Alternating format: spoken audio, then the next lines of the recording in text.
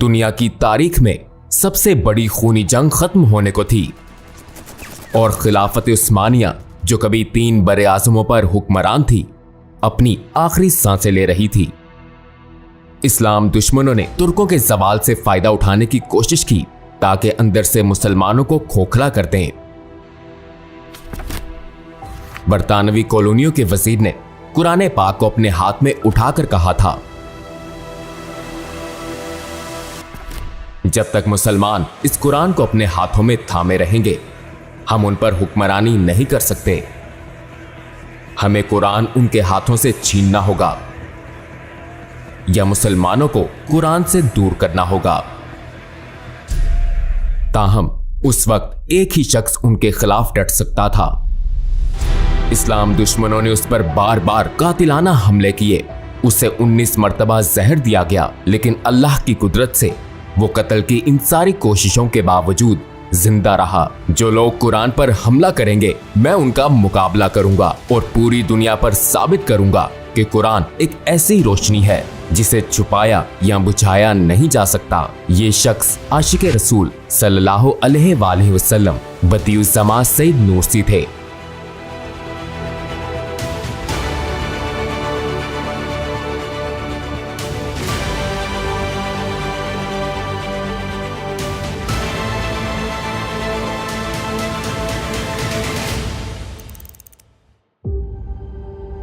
सईद नूरसी 1878 में बितलिस खिज़ा में पैदा हुए।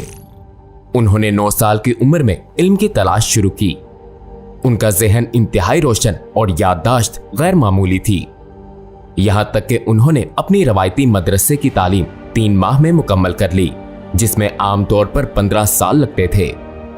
14-15 साल की उम्र में उनकी इल्म की सतह और सिर्फ एक बार पढ़कर पूरी किताबें याद कर लेने की सलाहियत देखकर उनके टीचर ने उन्हें बदियुज़्ज़मा का नाम दिया, जिसका मतलब है जमाने का अजूबा बेमिसाल। अपने बचपन में एक दिन उन्होंने जिंदगी बदल देने वाला एक असर अंगेज ख्वाब देखा। वो एक बहुत बड़े पहाड़ जबले अरफात के पास खड़े थे। अचानक पहाड़ खौफनाक तरीके से फटा और मिट्टी के बड़े बड़े ढीले सारी दुनिया में फैल गए। जब वो इंतहाई खौफ के आलम में थे तो एक अजीम शख्स उनके पास आया और उन्हें हुक्म देते हुए कहा, कुरान की मौजज़ाती हसीयत के बारे में बताओ और समझाओ। दूसरे अल्फाज में जाकर सबको बताओ कि कुरान कितना मौजज़ाती है। ये सुनते ही वो जोश के साथ जाग उठे और समझ गए कि कुरान पर हमले के लिए दुनिया में एक नजरियाती तब्दीली आएगी। इस ख्वाब के कुछ ही अरसे बाद उनके ख्वाब की ताबीर सच साबित हुई। उन्होंने अखबार में एक खबर देखी। बरतानवी कॉलोनियों के वजीर ने कुरान पाक को अपने हाथ में उठाकर कहा था, जब तक मुसलमान इस कुरान को अपने हाथों में थामे रहेंगे, हम उन पर हुक्मरानी नहीं कर सकते।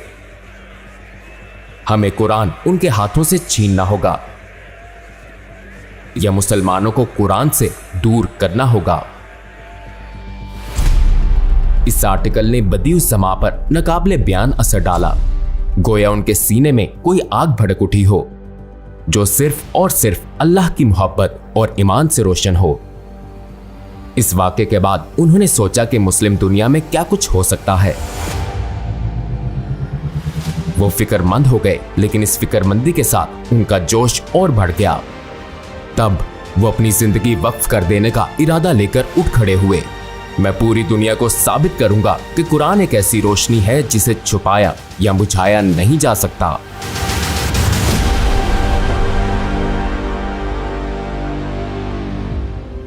बदियुज़्ज़मा ने एक मदरसा कायम किया। यह अपने जमाने के दीगर मदरसों से कुछ मुख्तलिफ था। उन्होंने साइंस और मजहब को यकजा करके पढ़ाया। उन्होंने अक्ल और अकीदे का इस्तेमाल जरूरी समझा और कुदरती साइंस को इस्लामी इल्म के साथ यकजा किया।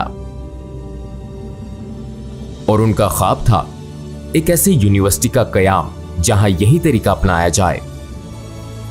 यहां तक कि यूनिवर्सिटी का नाम भी तैयार था, मदरसातुल ज़हरा। उन्होंने अपने ख्वाब की तकमील के लिए इस्तांबुल जाने का फैसला किया और एक ऐसा सफर शुरू किया जो उन्हें मुख्तलिफ जगहों पर ले गया। उन्होंने फाते के एक सराय में कमरा किराए पर लिया और एक ऐसा इख्तलाफी काम शुरू किया जो कोई ना सोच सकता था। उन्होंने अपने कमरे के दरवाजे पर एक तख्ती लटकाई, यहाँ हर सवाल का जवाब दिया जाता है और आपसे कोई सवाल नहीं पूछा जाएगा। वो इस्तांबुल के जाने माने स्कॉलर से मिले और उनके तमाम सवालों के जवाब दिए। उन्होंने तमाम सवालों के सही जवाबात और अपनी मुनफरिद शख्सियत और लिबास से उनकी तवज्जो हासिल कर ली। उस वक्त इल्म का मरकज समझे जाने वाले इस्तांबुल में नौजवान सईद ने अपनी खुद एतमादी की बदौलत सबकी तवज्जो हासिल कर ली। मगर उनके साथ सबका रवैया दोस्ताना नहीं था। कुछ लोगों को उनके एतमाद से ठेस पहुंची थी। उन्हें बेइज्जती और झूठे इल्जामात का निशाना बनाया गया और उनके खिलाफ कई साजिशें शुरू हो गईं। आखिरकार बदियुस्समा को मेंटल हॉस्पिटल भेज दिया गया। बदियुस्समा का मुआयना करने वाले डॉक्टर ने उनकी रिपोर्ट तैयार की और उनकी जहानत की तारीफ करते हुए लिखा, जहानत का ये समंदर दुनिया में शायद ही कहीं हो। अगर इस शख्स में बाल बराबर भी पागलपन है तो फिर दुनिया का कोई शख्स सही दिमाग नहीं रखता। सईद नूरसी को हॉस्पिटल से फारिग कर दिया गया। इसके बाद उन्होंने यूनिवर्सिटी कायम करने की अपनी कोशिशें तेज कर दी। अपने ख्वाब की असरअंगेजी और हालात को भांप लेने की सलाहियत से उन्हें आने वाले वक्त का अंदाजा था। साइंस और फलसफे के मैदान में दानिश्वरों की मुश्किलात शुरू होने को थीं और एथीज्म जैसे कई नजरियात से कुरान पर हमले होने वाले थे।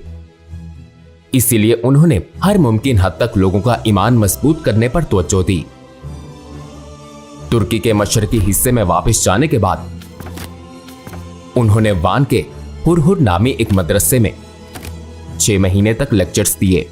उन्होंने यूनिवर्सिटी की बुनियादें भी रखी जब तक उनका सबसे बड़ा प्रोजेक्ट था। जब हर चीज प्लान के मुताबिक चल रही थी तो सईद नूरसी को कोई मसला महसूस हुआ और वह अपने तलबा को तालीम के साथ साथ फौजी तरबियत भी देने लगे, क्योंकि आखिरी जमाना करीब आ रहा था, वक्त आ चुका था और शायद दुनिया की तारीख के सबसे बड़े वाक़े का आगाज हो गया था। जब 1914 में पहली जंग अजीम शुरू हुई, खिलाफत उस्मानिया ने रूस समेत बहुत से मुल्कों के खिलाफ जंग का आगाज कर दिया। जंग शुरू होते ही सईद नूरसी ने अपने मजहब, मुल्क और झंडे की हिफाजत के लिए हथियार उठा लिए। उन्होंने अपने तलबा के साथ मशरकी सरहद पर एक रजाकार दस्ता तश्कील दिया। लड़ाई रूसियों के खिलाफ शुरू हुई। अपने सिपाही तलबा को कमांड करते हुए वो अपने मुल्क के लिए कई महीनों तक लड़े और बहुत सी कामयाबियां हासिल की। घोड़ों पर सवार होकर दुश्मन से लड़ते हुए उन्होंने इल्म की तलाश में अपने फराइज को नहीं भुलाया। उन्होंने सरहद पर कुरान की तफसीर लिखने का आगाज किया। साइंस ऑफ मिरेकलसनेस, कुरान की तफसीर पर उनका इल्मी काम, जो उनकी नमाया तरीन इल्मी खिदमात में से एक है, जंग के दौरान लिखी गई थी। दूसरे अल्फाज में उन्होंने अपनी सरजमीन की हिफाजत जिस्मानी और इल्मी दोनों तरह से की। 2 साल तक उन्होंने सैकड़ों जंगें लड़ी और मुल्क का दिफा किया। एक लड़ाई में उन्होंने आर्मीनिया के बच्चों को एक जगह जमा देखा। किसी ने कहा, उन्होंने हमारे बच्चों को कैदी बना लिया है, चलो उनके बच्चे हम कैद कर लेते हैं। वो लोग बच्चों को कैदी बनाना चाहते थे। बदियुस्समा ने इस्लाम के असूल के मुताबिक उन बच्चों को रिहा कर दिया। जब आर्मीनिया के कमांडर ने बच्चों को अपनी फैमिलियों में वापस आते देखा तो उसने कहा, चूंकि बदियुस्समा ने हमारे बच्चों को नुकसान नहीं पहुंचाया, इसलिए अब से हम भी मुसलमानों के बच्चों को तकलीफ नहीं पहुंचाएंगे। इस तरह बदियुस्समा ने हजारों मासूम मुसलमानों की जिंदगियां बचाईं। सैकड़ों लड़ाइयां हुई और बदियुस्समा के बहुत से तलबा शहीद हुए। बहुत सी कामयाबियों के बाद 1916 में उन्हें रूसियों ने गिरफ्तार कर लिया। अपने मुल्क से बहुत दूर रूसियों के कैदी कैंप में वो ऐसे हाल में थे जिसे कहानी का इख्तिताम समझा जा रहा था, लेकिन जो खुदा पर यकीन रखते हैं वो मायूस होना नहीं जानते। उस कैदी कैंप में एक दिन अजीब वाकया पेश आया। रूसी commander in chief Nikolai Nikolaevich camp में आया और कैदियों के दरमियान से गुजरने लगा।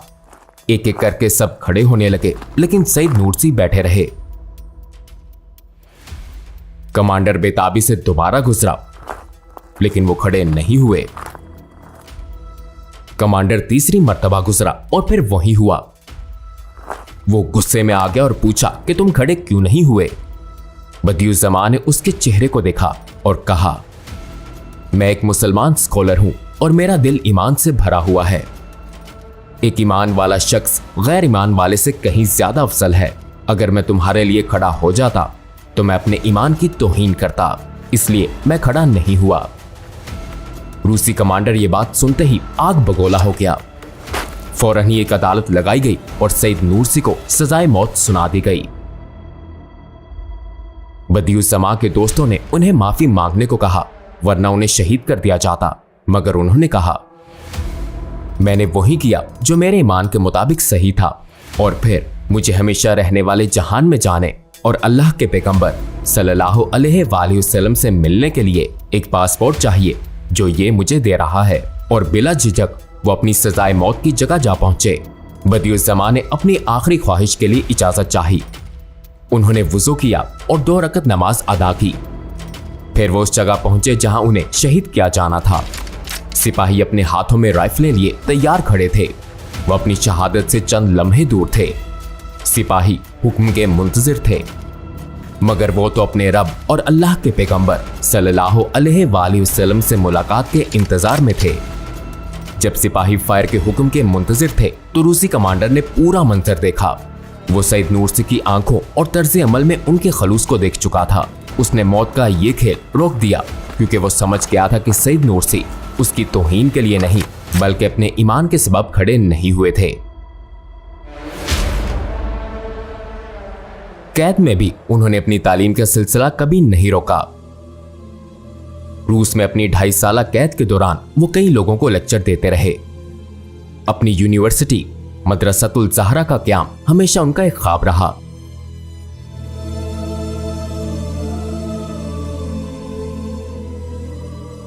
कुछ अरसे बाद वो कैद से फरार हो गए। 1918 में सर्बिया, वारसा और सूफिया के रास्ते इस्तांबुल पहुंचे। रूस से इस्तांबुल तक पहुंचने पर उनका इस्तकबाल इतनी खुशी और जोशो खरोश के साथ हुआ कि स्कॉलर्स और हुक्मरानों दोनों ने बहुत ज्यादा मोहब्बत और हमदर्दी का मुजाहरा किया। जंग में उनकी अजीम कामयाबियों पर उन्हें मेडल ऑफ ऑनर दिया गया। उन्हें उस जमाने की इस्लामी एकेडमी दारुल हिकमतुल इस्लामिया में मेंबरशिप की ऑफर की गई। इसके मेंबर्स में मोहम्मद आकिफ अरसोई जैसे मुमताज दानिश्वर शामिल थे। उन्होंने इसे लोगों की खिदमत का मौका समझकर और अपने दोस्तों के इसरार पर यह पेशकश कबूल कर ली, क्योंकि वो जंग और अपने फरार के बाद थक से गए थे। कुछ अरसे बाद इस्तांबुल पर बरतानियों ने कब्जा कर लिया। इस कब्जे से मुताल्लिक बहुत सी गुमराहकुन बातें और गलत फहमियां थीं। सईद नूरसी ने अपनी शाया करदा एक किताब के जरिए इस कब्जे के खिलाफ अवाम को जगाने की कोशिश की। इसी दौरान अनातोलिया में जंगे आज़ादी शुरू हो गई। उस जमाने के शेखुल इस्लाम ने अनातोलिया की इस तहरीक को बगावत करार दिया। सईद नूरसी ने शेखुल इस्लाम के फतवे की मुखालिफत में अपना फतवा जारी किया। उन्होंने कहा, कब्जे के तहत जारी होने वाला फतवा मुस्तनद नहीं है, और उन्होंने अनातोलिया में जंग आज़ादी की हमायत की। बरतानिया ने अपने कब्जे के खिलाफ उनकी सरगर्मियों पर उन्हें देखते ही कत्ल करने का हुक्म दे दिया, मगर वो नाकाम हुए। इन वाकयात के बाद सईद नूरसी को अंकारा की पार्लियामेंट में बुलाया गया। वो 1922 में अंकारा पहुंचे। पार्लियामेंट में बदियुज्जमा का बाज़ाब्ता तकरीब के साथ इस्तकबाल किया गया। उन्हें पार्लियामेंट में मेंबरशिप, दीगर महकमों और तनख्वाहों की ऑफर की गई, मगर उन्होंने कबूल नहीं की।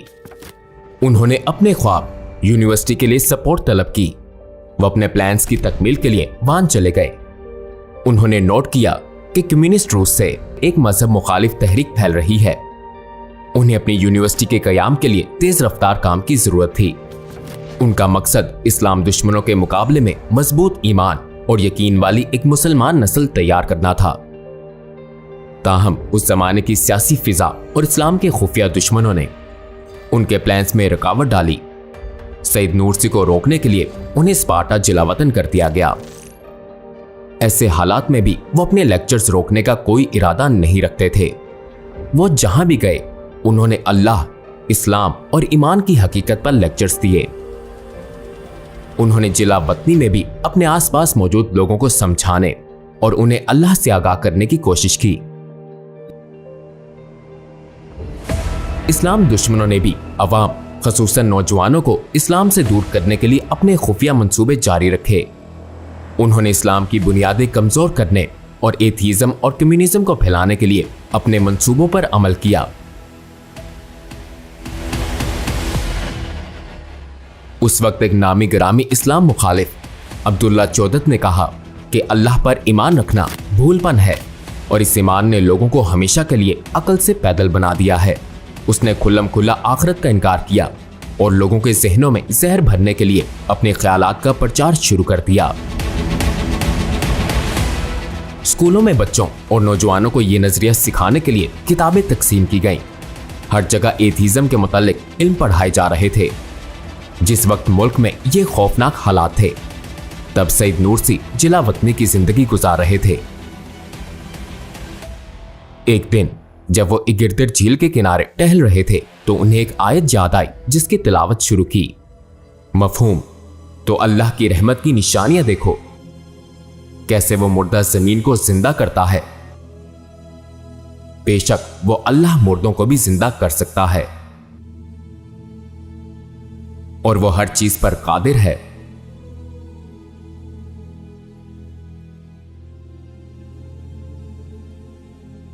ये आयत पढ़ने के बाद बदियुज़्ज़मा अपने शागिर्दों की तरफ मुड़े और कहा, सर्दियां आते ही मुरझाने और सूख जाने के बाद हर पौधा दोबारा जिंदा हो जाता है। क्या ये इंसान के कब्र में दफन होने के बाद आखिरत में दोबारा जिंदा होने की निशानियां नहीं हैं? फिर लिखो मेरे भाई। उनके शागिर्दों ने लिखना शुरू किया। रेजरेक्शन एंड द हेयरआफ्टर रसाला कुछ ही अरसे में तैयार हो गया। इस रसाले में आखिरत का वजूद दलील और अकली सबूत से साबित किया गया है और यह किताबचा हर जगह तकसीम किया गया। यमली कारनामा देखने वाले दंग रह गए। खासतौर पर इस्लाम दुश्मनों को कुछ ना सूझा कि क्या करें, क्योंकि वो सईद नूरसी के पेश करदा किसी सबूत से इनकार ना कर सके। इस मर्तबा उनका मुकाबला सिर्फ इस्लामी इल्म रखने वाले से नहीं, बल्कि ऐसे इस्लामिक स्कॉलर से था जो फलसफा, एस्ट्रोनॉमी, फिजिक्स और बहुत से साइंसी अलूम जानने के साथ साथ जमाने कदीम से इनके इस्तेमालात से भी वाकिफ था।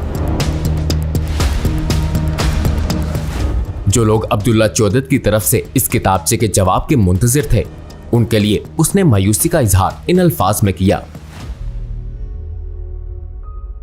सईद नूरसी अपने काम के जरिए मुझे आखिरत की गलियों में ले गए। मैं उन गलियों का इनकार कैसे कर सकता हूं जहां मैं खुद चला फिरा हूं।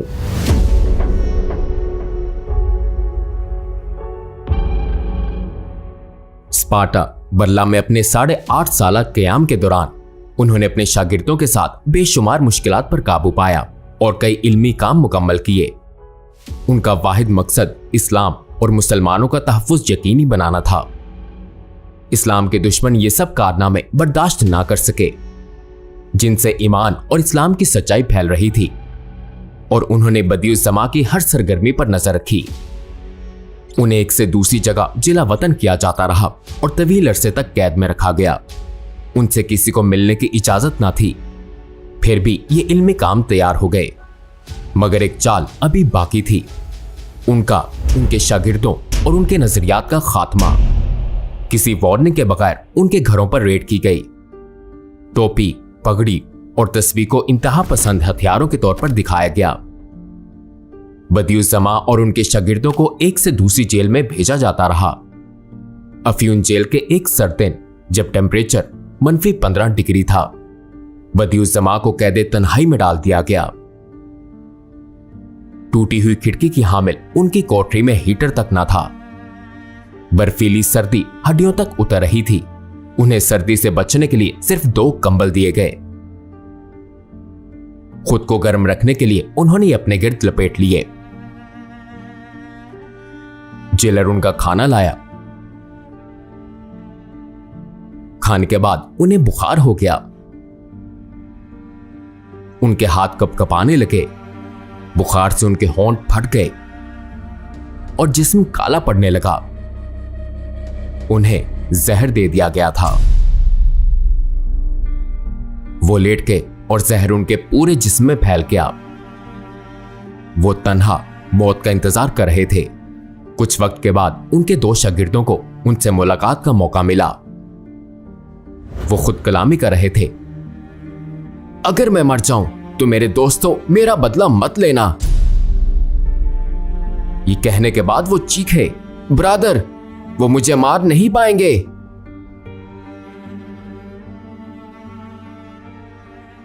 अल्लाह की कुदरत से वो जहर से बच गए। ये जेल में उन्हें पेश आने वाले बेशुमार वाकयात में से सिर्फ एक था।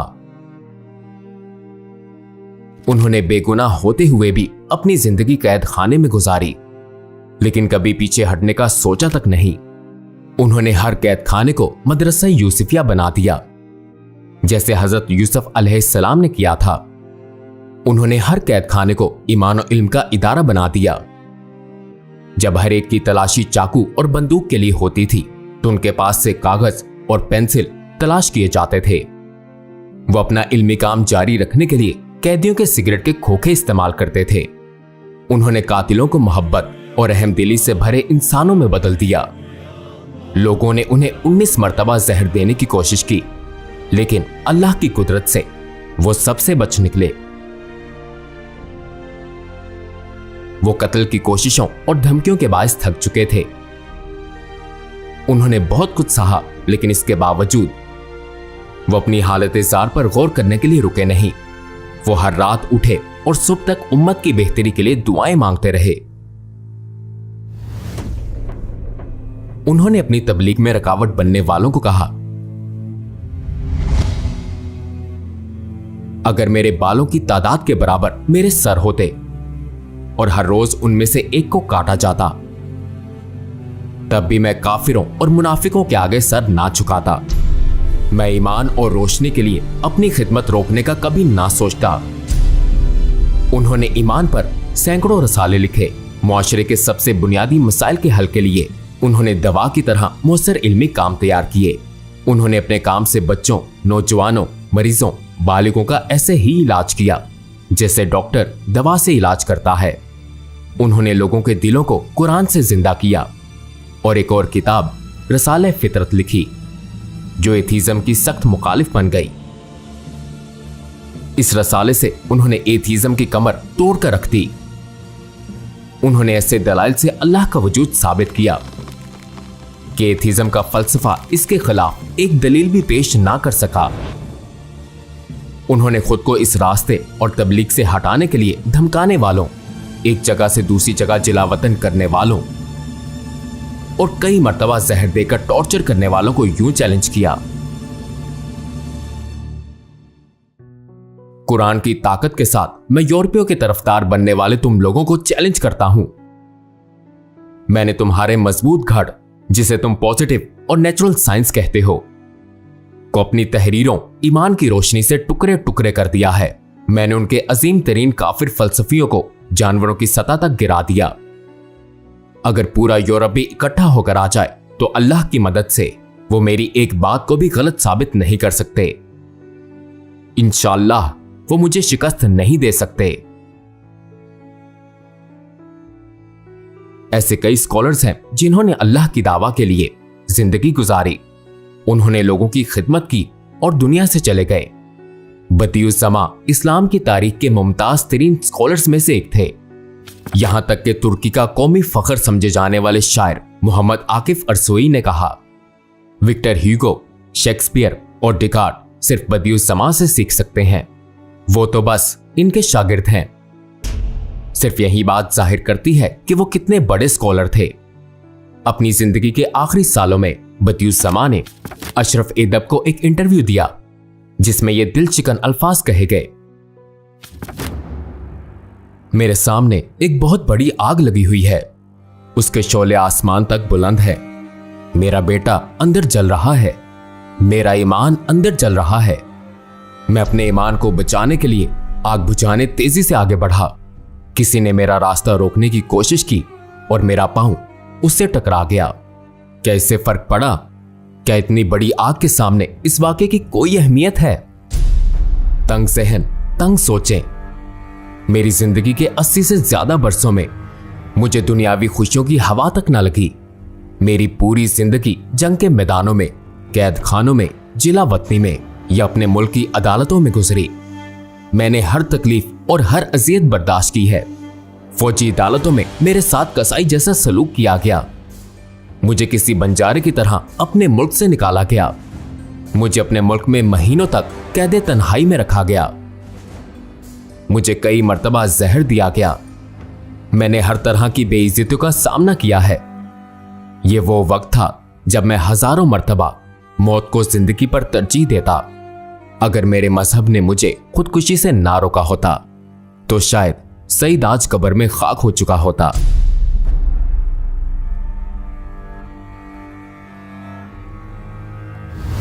हो सकता है हम में से बहुत सौ ने बदियुज़्ज़मान सईद नूरसी का नाम सुना हो, लेकिन मुकम्मल तौर पर ना समझा हो कि उन्होंने कैसे जद्दोजहद की या हमें क्या सिखाने की कोशिश की।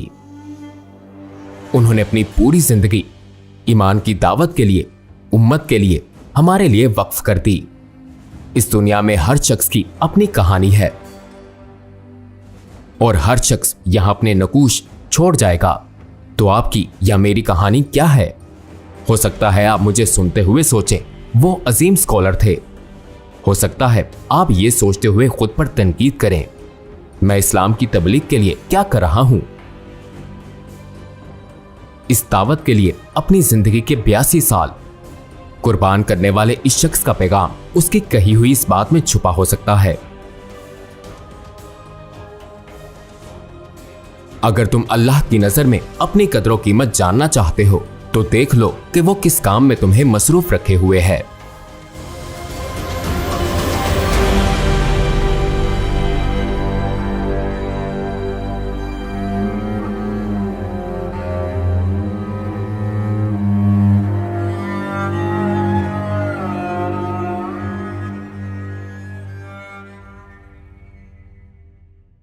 अस्सलामुअलैकुम भाई और बहनों, हमने देखा कि हमारे 80% व्यूवर्स बाशुमूल इस वीडियो के हमारे चैनल के सब्सक्राइबर नहीं हैं। जैसा कि आप जानते हैं हम एक गैर मुनाफा बख्श तंजीम है और हमारी वीडियोस पर इश्तिहारात गैर फाल हैं। लिहाजा हम सिर्फ इसलिए इसकी दरख्वास्त कर रहे हैं ताकि सच्चाई को फैलाया जा सके। ये एक छोटा सा अमल लगता है, लेकिन इंशाल्लाह ये बहुत से लोगों के लिए रहनुमाई का जरिया बन सकता है। आइए अब सब्सक्राइब बटन पर क्लिक करें और मिलकर टुवर्ड्स इटर्निटी का हिस्सा बने।